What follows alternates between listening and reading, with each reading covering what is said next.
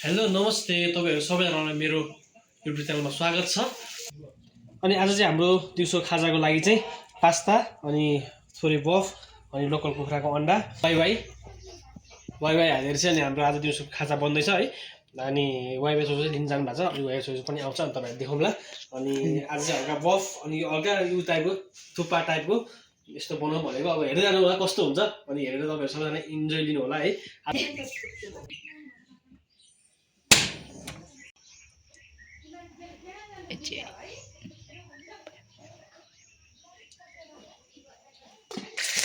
बफ फ्राईको लागि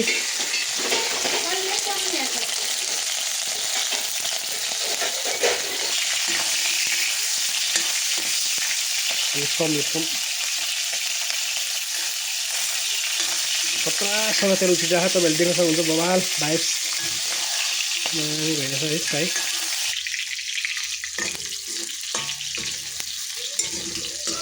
बफ चाहिँ हल्का रातो भइसकेको छ है।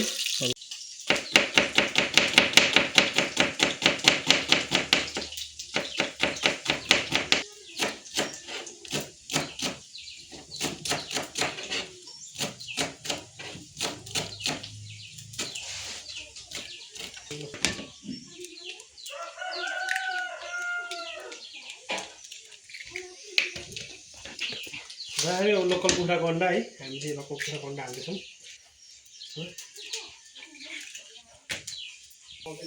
अहिले चाहिँ हाम्रो यो बफ चाहिँ दामीसँग फ्राई भइसकेको छ। तपाईँहरूले देख्न सक्नुहुन्छ है, दामी फ्राई भइसकेको छ है। ल गाइज अब चाहिँ हामी यसमा हाल्दैछौँ लोकल अन्डा दामीसँगले है। अनि खासमा पसलमा अन्डा किन्नुभन्दा चाहिँ घरमा कुखुरा पालेर यसरी आफूलाई चाहिने बेलामा तपाईँ खानालाई चाहिँ ठिक हुन्छ। हामीले पनि एउटा लोकल कुखुरा पालेको छौँ, त्यसकै अन्डा हो यो। त्यो लोकल कुखुराको नाम चाहिँ काली हो।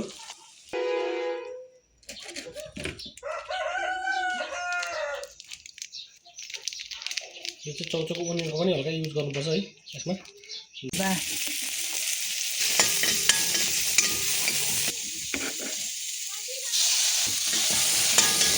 चाहिँ हामीले हल्का ओइल कम गरेर पकाउनु लाग्यो है। अब फेरि हाल्छौँ बिस त्यो खोर्सानी चाहिँ धेरै नहालौँ।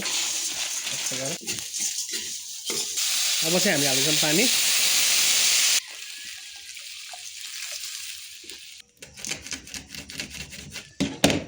तिन पिस एकैचोटि काटिदिएपछि चाहिँ दामी हुन्छ सँगले हाल्नु मजा आउँछ। करेन्ट घुल पनि आउँछ कि करेन्ट यसरी अलि चाँडो हाल्यो भने चाहिँ अन्डामा पनि सर त्यसमा भएको मसलाहरू छिर्छ है। अब चाहिँ यसमा हामीले हाल्दैछौँ धनियाँ, लोकल धनियाँ है, अर्ग्यानिक गाउँघरकै सर धनियाँ हालेपछि दामी फ्लेभर आउँछ।